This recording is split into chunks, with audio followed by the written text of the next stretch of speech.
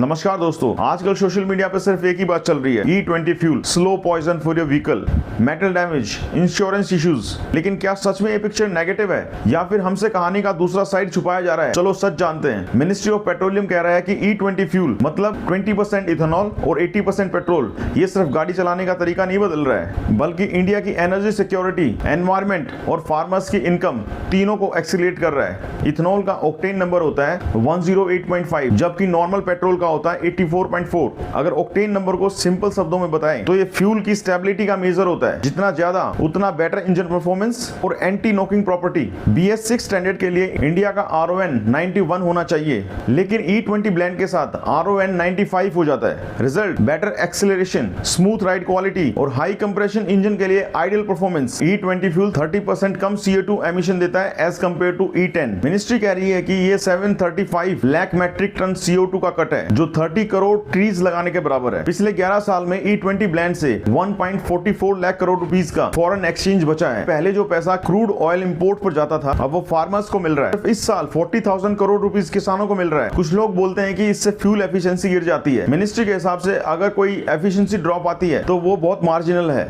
Main factors होते हैं driving habits, tyre pressure, maintenance, not fuel type alone. दूसरा fear ये है कि इंश्योरेंस क्लेम रिजेक्ट हो जाएंगे, और मिनिस्ट्री ने इसको बेसलेस बोला है और क्लैरिफाई किया है कि E20 का इंश्योरेंस पर कोई इफेक्ट नहीं है। हाँ, अगर आपकी गाड़ी पुरानी है तो कुछ रबर पार्ट्स और गैस्केट्स चेंज करने पड़ेंगे, लेकिन वो भी सिर्फ लाइफ टाइम में एक ही बार और चीप कॉस्ट पर ऑथराइज्ड वर्कशॉप में।